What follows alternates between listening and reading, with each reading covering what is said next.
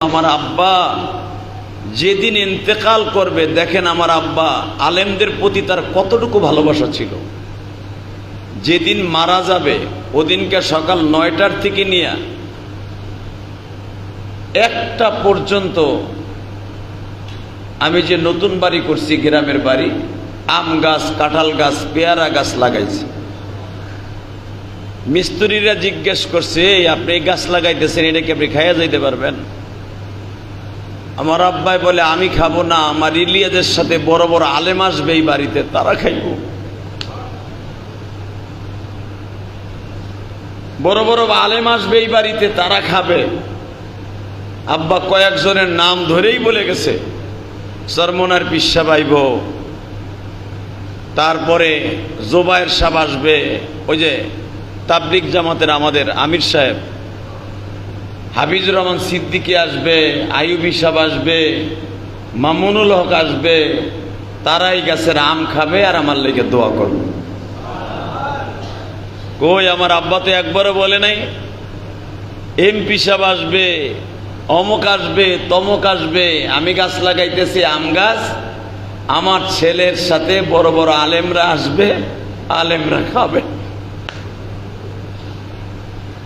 এই জন্যই রসুল বলেছেন, কোন আলেমান আও মুআল্লিমান আও মুস্তামিলান, পারলে আলেম হইও, তা না হলে আলেমের সাথে ভালোবাসা রাখো, তা না হলে আলেমকে দূরের থেকে ভালোবাসো, তা না হলে আলেমরে একক তো দাওয়াত খাওয়াইও, তা না হলে একটা ছেলেরে আলেম বানাইও, নয় নাতিরে আলেম বানাইও। যদি তাও না পারো, ওয়ালা তাকুন খামেস, 4টা স্তরের কোন স্তরে তোমার পাওয়া যাবে না, ফাতুহুলিক, তুমি ধ্বংস হয়ে যাবা। বিশ্ব নবীর কথা, সুবহানাল্লাহ বললেন না? আরো জোরে বলেন। আমার আব্বা আমাকে আলেম বানায় এত ভুল করে নাই, করছে?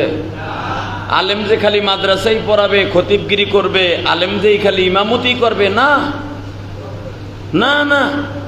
রসুলের কোন সাহাবী ইমাম, কোন সাহাবী আলেম হওয়ার পরে তারা ইমামতির দায়িত্ব নিছে কয়েকজন? দেখান তো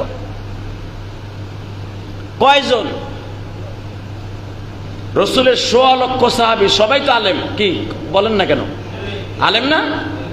রসুলের কাছ থেকে যারা হাদিস সংগ্রহ করছে তারাই তো সাহাবী।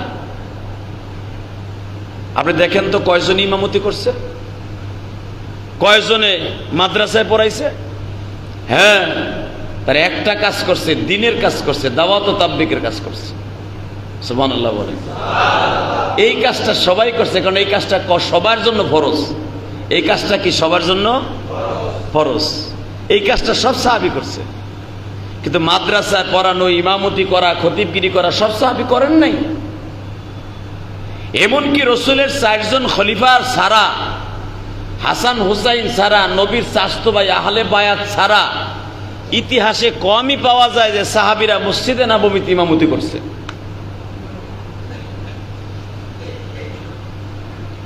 আল্লাহ আল্লাহ। আপনি আলেম হবেন, রসুল আলেম হইতে বলেছেন, আলেম হইয়া আপনি ব্যাংকে চাকরি করবেন। আলহামদুলিল্লাহ বলেন। সুদবিহীন ব্যাংকে চাকরি করবেন। কারণ আলেম যদি ব্যাংকে চাকরি করে, ওই ব্যাংকে সুদ থাকতে পারে না। এই জন্য ব্যাংকেও চাকরি করার দরকার আছে, আছে না নাই? আলেম খেতে খামারে কাজ করবে, আলেম অটো গাড়ি চালাবে, আলেম ট্রাক চালাবে, আলেম বাস চালাবে, আলেম রিক্সা চালাবে, আলেম মসজিদের খতিবগিরি করবে, আলেম মুয়াজ্জিনগিরি করবে, আলেম প্রবাস হবে। আমি এই চোখ দিয়ে দেখছি, এক রুমের ভিতরে 10 জন থাকে, তার ভিতরে একজন আলেম পড়ে গেছে। সুবহানাল্লাহ বলেন। একই কোম্পানিতে চাকরি করে, এক রুমে 10 ভাই থাকে, যে আলেম আছে সে ওই রুমের মধ্যে ইমামতি করে। তাহলে আলেম যদি প্রবাসে যায়, ইমামতি করার দরকার আছে না নাই? যদি ওই রুমের ভিতরে ওই প্রবাসী আলেম না হয়তো ইমামতি করতে পারতো? একটা নামাজ পড়তো না। তাহলে আলেম কি খালি ইমামতি আর খতিবগিরি করবে? আলেম গাড়ির ড্রাইভারি করবে। কেন করবে? শিখাইয়া দেই। যখনই নামাজের আজান হয়ে যাবে পট করে গাড়ি ড্রাইভারি ছেড়ে দিয়ে বলবে সবাই নামাজে যাই চলেন। কে যাবে না যাবে এটা দেখার বিষয় নয়, ভাই আজান হয়ে গেছে চলেন নামাজ পড়ে আসি। যদি এই লোকটা মদখোর হয় আর 40 জন যাত্রীর ভিতরে 39 জনই নামাজি হয় তাবলীগওয়ালা, ওই মদখোর ড্রাইভার চাইবো কইব যে আমার টিপ ধরতে হবে, নামাজ সামনে দিয়েও পড়া যাবে। কথা কন না কেন? এই জন্য আলেম ড্রাইভারি করার দরকার আছে না নাই? ট্রাক ড্রাইভার হবে আলেম, ট্রাক ড্রাইভার, ট্রাক চালাবে আলেম। নামাজের টাইম হবে সাথে সাথে আজানের সাথে সাথে নামাজ পড়বে তার কর্মচারী নিয়া। কথা বলেন? এই মোবাইল বন্ধ করো।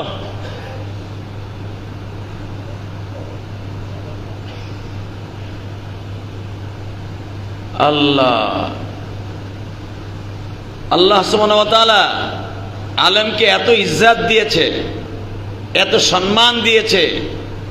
একটা অটো রিক্সাওয়ালা, রিক্সা চালাবে, অটো রিক্সাওয়ালা দেখবেন অনেক সরমনের মুরিদ আছে, অনেক তাবলীগওয়ালা আছে, মাথায় সাদা পাগড়ি, সবুজ পাগড়ি।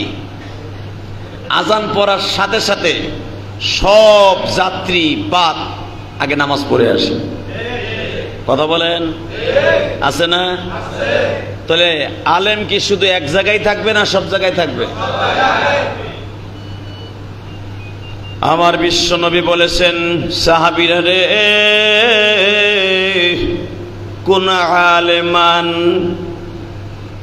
যদি পারো আলেম হইও, আও মুস্তামিলান, যদি পারো একটা ছেলেরে আলেম বানাইও, যদি তাও না পারো একটা নাতিরে আলেম বানাইও, যদি তাও না পারো মেয়েটারে আলেম বানাইও। ছেলে কথা শুনে না, মেয়েরে বানাইও, মেয়ে পারো নাই মেয়ের ঘরের নাতিটারে বানাইও, তাও পারলা না মেয়েটারে অথবা নাতিটারে আলেমের কাছে বিবাহ দিও গো, তাও পারলা না শুনিয়া লও, আও মুহিব্বান। কখন মসজিদের আজান হয়, মুয়াজ্জিন সাহেবের আজানটারে প্রেম হিসাবে গ্রহণ কইর। বইল যে এই মসজিদের মুয়াজ্জিন সাহেবের কণ্ঠটা অনেক সুন্দর, মুয়াজ্জিন সাহেব আজান দিছে, আমার মাওলার মসজিদে ঢুকতে হবে,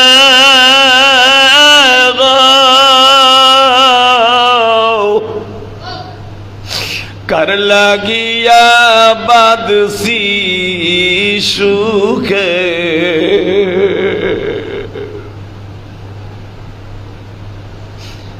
কার লাগিয়া বাদসি সুখে, এই না সুন্দর ঘর,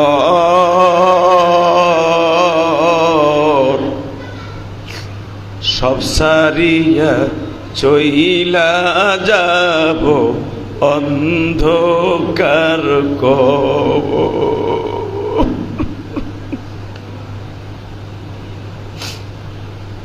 ওই ঘরেতে কে বা দিবে সন্ধ্যার বাতি, ওই ঘরেতে কে শুনাবে আল্লাহর বাণী।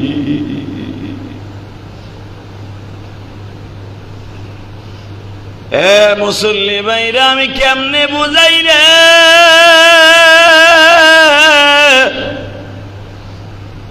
কিভাবে বুঝাইলে আপনারা বুঝবেন তাও আমি জানি না।